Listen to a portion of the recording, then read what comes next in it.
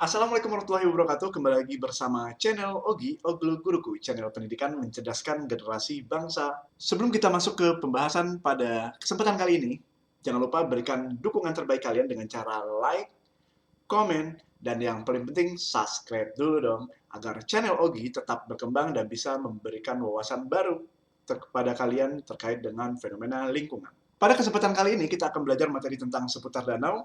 Tanpa berlama-lama langsung saja kita bahas materi tentang danau. Ini materinya, apa itu danau? Kita akan mengupas pembahasan sekitar danau. Danau itu adalah cekungan besar atau dikenal juga sebagai ledok ataupun basin ya. Jadi danau itu adalah wilayah cekungan di mana wilayah cekungan tersebut itu digenangi oleh air. Baik airnya itu sifatnya tawar ataupun sifatnya asin. Nah, kebanyakan danau adalah air tawar dan juga banyak terdapat di belahan bumi bagian utara. Ya, yang namanya danau itu dia wilayah cekungan yang dikelilingi oleh daratan. Nah, ini keywordnya. Jadi saya simpulkan, danau itu adalah wilayah cekungan, bedok ataupun basin yang digenangi oleh air, baik itu tawar maupun itu asin, dan dikelilingi oleh daratan. Oke, itu namanya danau. Nah, di materi danau ini kita akan membahas klasifikasi danau, yang kedua faktor kerusakan, kemudian upaya pelestarian, dan yang keempat adalah manfaat danau itu sendiri. Nah, ini adalah ciri-ciri danau, di mana danau itu memiliki beberapa ciri-ciri. Yang pertama, danau itu terbentuk secara alami ataupun bisa juga ya terbentuk secara buatan. Oke, contoh kayak bendungan itu kan danau juga, maka itu disebut sebagai danau juga. Airnya dalam, yang kedua. Kemudian terdapat tumbuhan air, ada tumbuhan air. Kemudian terdapat gelombang. Semakin luas danau tersebut, seperti kayak Danau Toba, luas kan, maka di sana juga terdapat gelombang. Kemudian sumber air dari hujan ataupun sungai. Jadi danau itu bisa bersumber dari air hujan ataupun dari sungai. Kemudian ada sirkulasi airnya dan ukurannya luas. Nah, ini adalah beberapa ciri danau. Nah, ini adalah macam-macam danau. Klasifikasi danau berdasarkan jenis airnya. Yang pertama disebut sebagai danau air tawar, di mana berdasarkan jenis air, danau tersebut diisi oleh air tawar, berair tawar.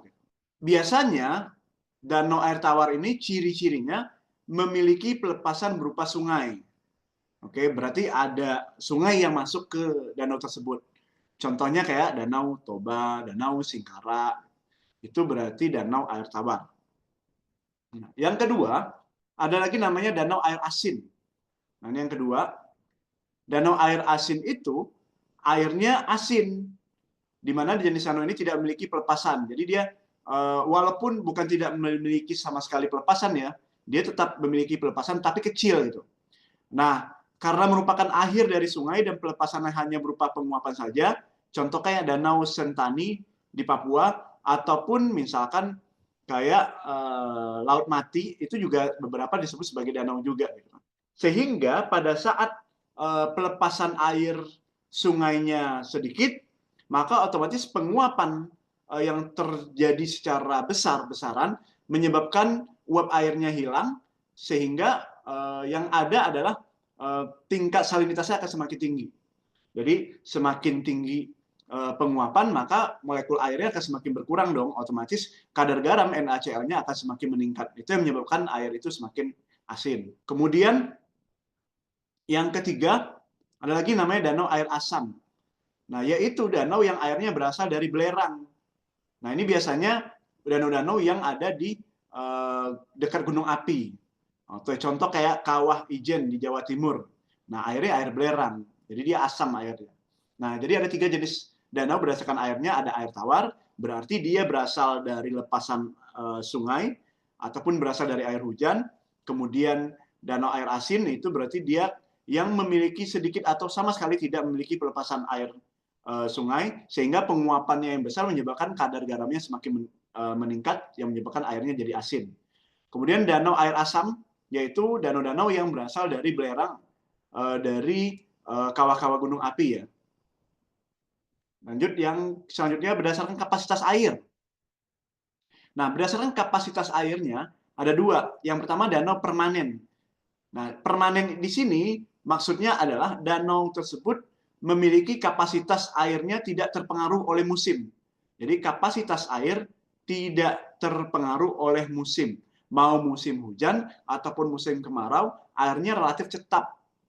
Oke, contohnya adalah Danau Takengon yang ada di Aceh. Nah, ini airnya cenderung tetap, permanen atau relatif tetap. Relatif tetap. Kemudian ada lagi yang kedua, danau temporer. Nah, danau temporer itu berarti ada tempo ya, ada temponya dia banyak, ada temponya sedikit, jadi fluktuatif tuh. Yaitu danau yang bersifat fluktuatif, meluap ketika musim hujan dan surut ketika musim kemarau. Contohnya danau Buyan di Bali. Nah, ini dia temporer, ada temponya dia banyak pada saat musim hujan, meluap dia, ada kalanya dia sedikit. Nah, itu namanya danau temporer. Kemudian berdasarkan produksi materi organiknya, ada dua juga, ada namanya danau oligotrop, yang kedua ada namanya danau air asam. Danau oligotrop itu yaitu danau yang dalam dan kekurangan makanan karena fitoplankton di daerah tersebut tidak produktif. Contohnya danau Labuan Cermin. Oke. Jadi danau yang dalam, semakin dalam danaunya, maka otomatis cahaya matahari kan semakin berkurang. Sehingga pertumbuhan dari fitoplankton tersebut semakin sedikit. Nah, sehingga danau tersebut tidak produktif. Oke. Jadi sedikit tuh ekosistem di dalam danau tersebut. Atau biota dalam danau tersebut sedikit. Nah, beda dengan danau yang kedua, danau air asam, yaitu danau dangkal, dan kaya akan kandungan makanan karena fitoplankton sangat produktif, contohnya Danau Toba. Nah, ini adalah danau air asam. Jadi kandungan makanannya banyak tuh, produktif sekali fitoplanktonnya, sehingga ekosistem danau tersebut besar. Berdasarkan proses terbentuknya, nah ini berdasarkan proses terbentuknya sebenarnya ada beberapa ya jenis danau. Yang pertama adalah danau tektonik. Danau tektonik berarti dia berasal dari tenaga tektonisme atau tenaga endogen yang berasal dari dalam perbumi. Jadi pada saat terjadi lipatan seperti atau cekungan ataupun patahan di beberapa wilayah permukaan bumi, contoh misalkan di sini terjadi fenomena sleng misalkan. Nah, misalkan di sini nih. Nah, ini ada 3 lempeng, lempeng 1, lempeng 2, lempeng 3. Nah, lempeng 3 ini turun dia. Nah, sehingga awalnya dia sama, kemudian pada saat dia turun terbentuklah cekungan. Nah, kemudian cekungan ini akan diisi oleh air, kemudian berubah menjadi danau. Maka danau ini disebut sebagai danau tektonik. Oke. Jadi danau. Nah, contohnya apa? Contohnya danau-danau yang ada di Sumatera itu banyak tuh. Contoh kayak Danau Tempe atau Danau Singkara. Oke, Singkara yang ada di Sumatera Barat. Nah, itu masuk dalam tektonik. Jadi danau tektonik adalah danau yang terbentuk akibat tenaga tektonisme, baik itu berupa patahan ataupun lipatan. Kemudian ada lagi namanya danau vulkanik. Di mana danau vulkanik itu biasanya terbentuk akibat adanya aktivitas vulkanisme. Jadi danau vulkanik itu adalah danau yang terbentuk akibat aktivitas vulkanisme yang menghasilkan kawah. Nah, aktivitas vulkanisme ini menghasilkan kawah. Nah, kawah itu kayak cekungan gitu ya, guys. Contoh kayak Bromo. Kan ada kawahnya tuh. Oke, bekas kawah tadi itu kalau terisi oleh air, otomatis dia akan menjadi danau. Contoh kayak Danau Kawah Gunung Kelut. Oke, yang ketiga itu ada danau tektovulkanik atau vulkanotektonik. Atau disebut juga sebagai danau tektovulkanik. Sama aja ya. Yaitu danau terbentuk akibat adanya proses gabungan dari proses tektonik dan vulkanik secara bersamaan. Contoh kayak proses terbentuknya Danau Toba, di mana Danau Toba itu pada saat meletusnya Gunung Toba terjadi juga patahan di sekitar wilayah Bukit Barisan di Pulau Sumatera tersebut. Sehingga aktivitas tektonisme dengan vulkanisme terjadi bersamaan, menimbulkan letusan gunung api yang sangat besar, sehingga kawahnya seluas Danau Toba. Nah, jadi Danau Toba itu adalah bekas dari kawah gunung Toba. Maka disebut sebagai danau tektovulkanik. Ini berdasarkan proses bentuknya.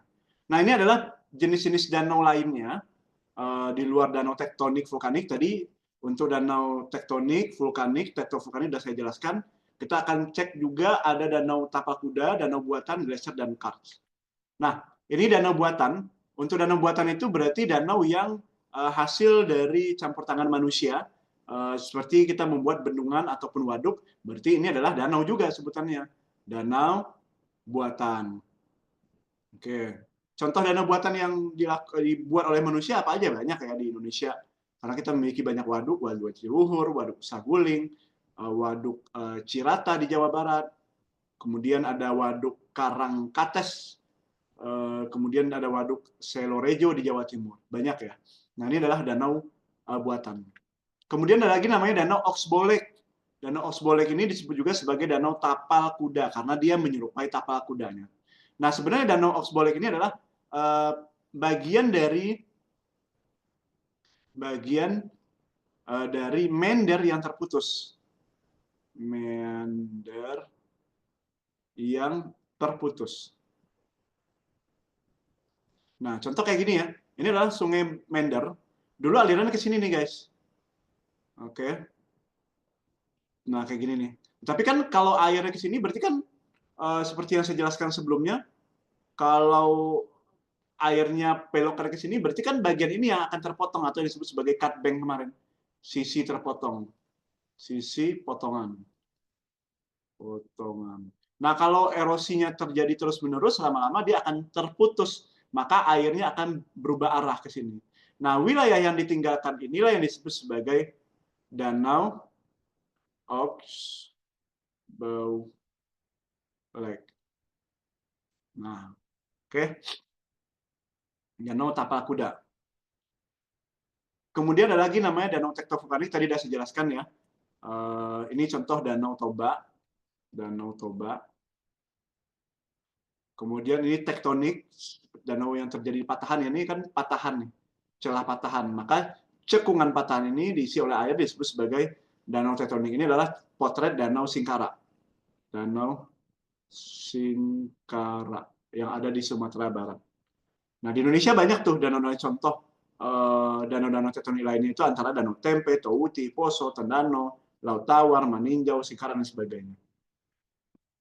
Ini danau vulkanik tadi yang saya jelaskan. Jadi pada saat gunung itu meletus, maka bagian dari sisa dari letusan bagian badan gunung yang hancur tadi itu akan menimbulkan kawah. Kawahnya seperti ini. Kawah ini akan terisi oleh air, maka dia berubah menjadi danau. Ini disebut sebagai danau vulkanik. Nah, ini contoh-contoh danau vulkanik di Indonesia seperti Danau Kalimutu, Danau Segara Anak, Danau Kawah Kelut, dan sebagainya.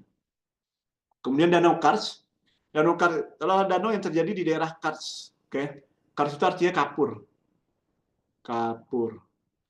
Nah, di daerah Kars itu bisa terbentuk danau, biasanya terjadinya itu di wilayah-wilayah lembah. Oke. Lembah Kars. Oke. Contoh kayak ini nih adalah lembah dari Kars. Nah, proses terbentuknya morfologi Kars ini, jadi terbentuknya danau Kars itu tidak lepas dari proses terbentuknya morfologi Kars. Di mana teman-teman harus pahami bahwa di wilayah Kars itu ada namanya lubang-lubang kecil kayak gitu disebut sebagai ponor. Ponor. Jadi ponor itu adalah celah. Celah atau lubang kecil di wilayah Kars.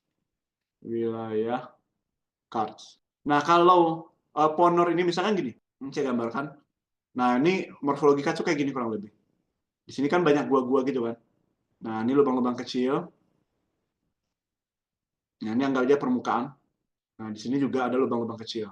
Nah, lubang kecil ini yang disebut sebagai ponor. Oke. Lubang kecil ini disebut sebagai ponor. Nah, di sini biasanya gua tuh. Ini adalah gua-gua di celah Kars. Nah, ini biasanya ada gua. Ini gua. Nah, biasanya di wilayah bawah gua itu akan terisi oleh banyak aliran air bawah tanah. Oke. Ini air tanah.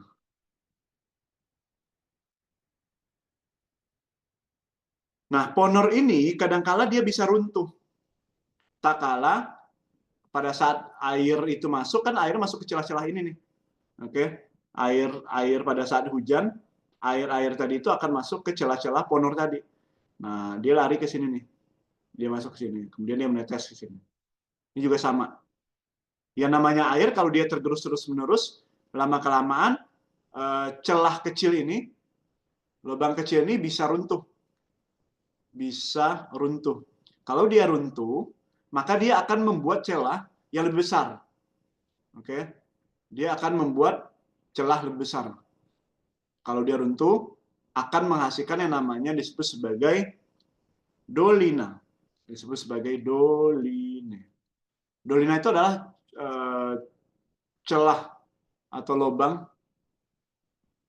seperti corong di wilayah kars. Wilayah kars. Nah, lubang itu kayak gimana ya? Kayak gini misalkan.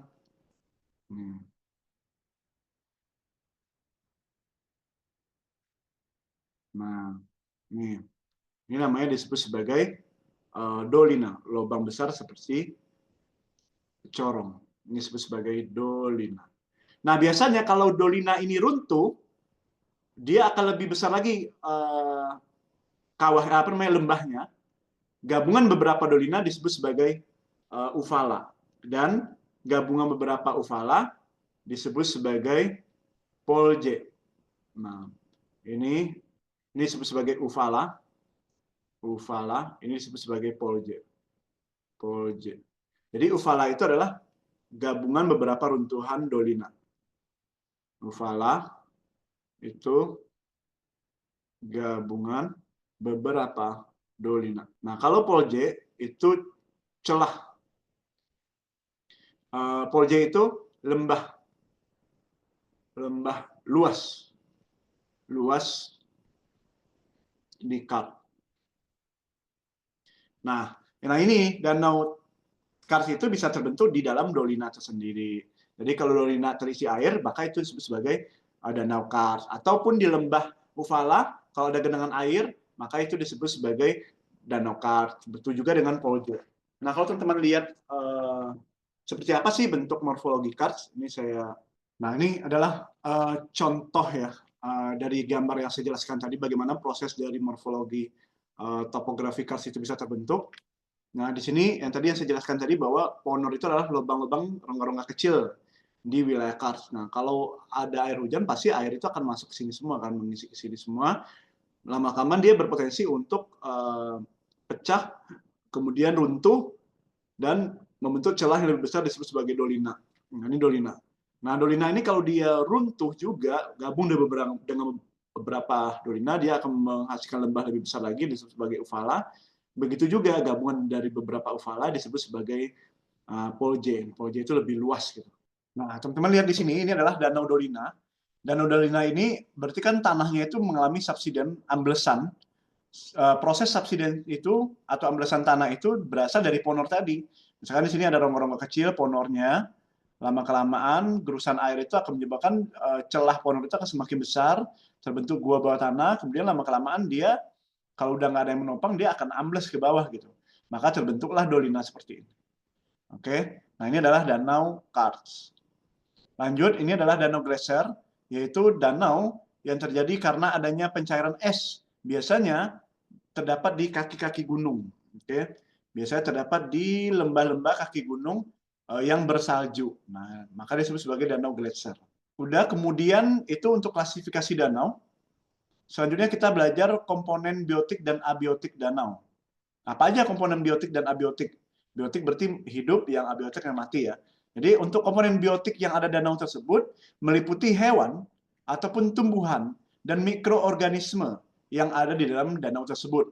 Nah, ini berdasarkan fungsinya, ada sebagai produsen, konsumen, ataupun dekomposer. Berdasarkan kebiasaan hidupnya itu terbagi tiga, yaitu ada plankton, nekton, ataupun neston. Nah, ini adalah untuk biotik, berarti yang sifatnya hidup di dalam danau tersebut. Sedangkan komponen abiotiknya, biotik itu hidup. Kalau komponen abiotik berarti yang mati ya. Itu berkaitan dengan suhu airnya, atau air danau itu sendiri, angin, kemudian batu ataupun tanah atau tingkat keasaman dasar tanah dari danau itu sendiri itu adalah komponen dari abiotik danau. Nah, ini adalah pembagian daerah dalam ekosistem danau. Ini adalah pembagian daerah dalam ekosistem. Jadi ada 3, ada namanya daerah litoral berdasarkan kedalamannya. Nah, untuk zona litoral itu yang bagian dangkal ini nih, teman-teman. Nah, ini namanya zona litoral nih, yang ini doang, di pinggir-pinggir ini. Nah, kalau bagian sisi tengah ini disebut sebagai limnetik, daerah limnetik, sedangkan dasarnya itu disebut sebagai profundal. Oke, profundal yang ini, profundal. Nah, yang pertama kita cek yang bagian litoral. Litoral itu adalah daerah dangkal, jadi dia sifatnya dangkal. Nah, di mana cahaya mataharinya menembus dengan optimal. Nah, ini adalah daerah dangkal di dalam danau, itu disebut sebagai zona litoral. Nah, tumbuhannya merupakan tumbuhan air yang berakar dan daunnya ada yang mencuat ke atas permukaan air. Nah, komunitas organisme beragam termasuk jenis-jenis gangga yang melekat dan berbagai siput dan remis ataupun serangga air. Nah, ini terdapat di zona litoral karena dia dangkal. Oke. Yang kemudian di bawah zona litoral itu ada namanya limnestic zone, itu daerah yang bebas, air bebas yang jauh dari tepi. Dia ingat, jauh dari tepi danau. Oke. Dan dapat tembus sinar matahari. Nah, daerah ini dihuni oleh banyak fitoplankton termasuk ganggang dan cyanobacteria. Ini buat pengurai ya. Nah, itu untuk limnestic zone. Kemudian ini dia limnestic zone.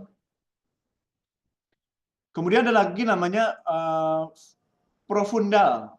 Nah, profundal itu adalah daerah yang dalam, yang relatif dalam. Nah, yaitu daerah afotik danau. Mikroba dan organisme lain menggunakan oksigen untuk respirasi seluler. Daerah ini dihuni oleh komunitas pengurai seperti bakteri, kemudian bakteri sulfur, organisme bentik. Bentik itu adalah penghuni dasar air ya, yang memecah sampah organik yang ada di sini. Itu klasifikasi pembagian ekosistem danau ya teman-teman. Jadi ada 3, daerah litoral, limnestik, kemudian profundal. Nah, ini adalah faktor kerusakan. Jadi danau itu bisa rusak kalau terdapat beberapa faktor ini yang utama. Pertama, banyak endapan tuh. Hasil dari erosi sungai yang masuk ke dalam danau itu menyebabkan danau itu semakin dangkal. Maka otomatis danau akan semakin rusak karena ada pendangkalan. Yang kedua, penguapan yang terlalu besar. Seperti yang tadi saya jelaskan, air bisa jadi asin tuh. Oke. Sehingga airnya menjadi kering atau bisa juga jadi kering airnya. Kemudian yang ketiga adalah adanya gerak tektonik di dasar danau yang bisa juga menyebabkan air danau itu bisa hilang. Atau arah aliran air sungai itu bisa berubah, jadi nggak masuk ke danau lagi. Gitu. Atau karena rusaknya tanggul atau pintu air danau. Oke. Yang menyebabkan danau itu juga bisa rusak. Itu faktor kerusakan. Atau bisa juga yang kelima, karena adanya pencemaran. Pencemaran dari mana? Dari limbah-limbah. Limbah-limbah domestik rumah tangga ya. Misalkan banyak orang yang buang sampah ke danau, itu bahaya. Rumah tangga. Ataupun karena limbah dari industri yang kemudian mencemari air danau tersebut, itu juga bisa menyebabkan hal itu rusak. Atau bisa juga karena faktor karena pakan ikan yang berlebihan, penggunaan pakan ikan berbahan kimia ya, berbahan kimia untuk tambak ya, untuk tambak ikan di danau. Contoh kayak kematian kematian ikan di Danau Toba sama meninjau juga pernah, itu tuh karena pada saat perubahan musim endapan pakan itu naik ke atas sehingga itu menjadi racun juga buat ikan-ikan di habitat danau tersebut. Maka ikannya banyak yang mati. Nah, ini upaya pelestariannya. Yang pertama, kita harus melakukan penghijauan di daerah sekitar sungai yang ada di danau tersebut. Kemudian mencegah masuknya polutan yang berasal dari pabrik, nggak boleh. Kemudian membina masyarakat agar tidak menggunakan bahan peledak ataupun racun dalam menangkap ikan. Kemudian membina masyarakat tidak membuang sampah. Nah, ini membina masyarakat agar menjaga kelestarian lingkungan di danau. Ini adalah upaya-upaya pelestarian danau. Nah, apa sih manfaatnya? Ada 5 manfaat danau sebagai sumber plasma nutfah. Jadi sebagai sumber plasma nutfah, yaitu adalah sebagai sumber kekayaan hayati ya. Hayati. Kekayaan hayati, sumber kekayaan hayati yang sangat penting dan berpotensi ya, berpotensi untuk bidang perikanan, pertanian, ataupun konservasi lingkungan. Konservasi lingkungan. Itu adalah sumber plasma nutfah. Apa aja sih plasma nutfah yang ada di danau? Itu misalkan kayak ikan, berbagai jenis ikan, kemudian tumbuhan air,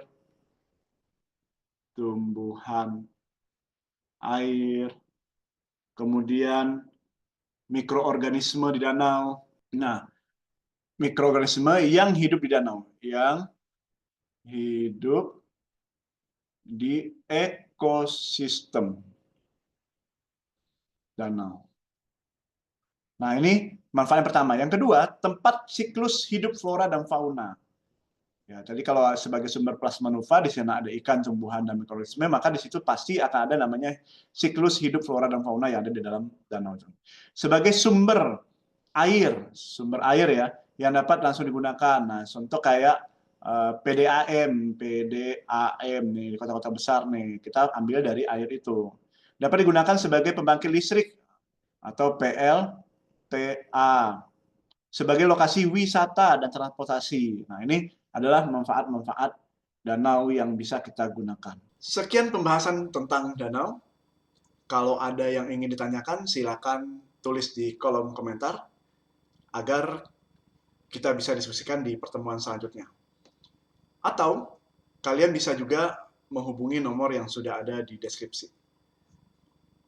Oke, berikan dukungan terbaik kalian agar channel Ogi tetap berkembang dan bisa membantu kalian dalam memahami materi-materi terkait dengan lingkungan.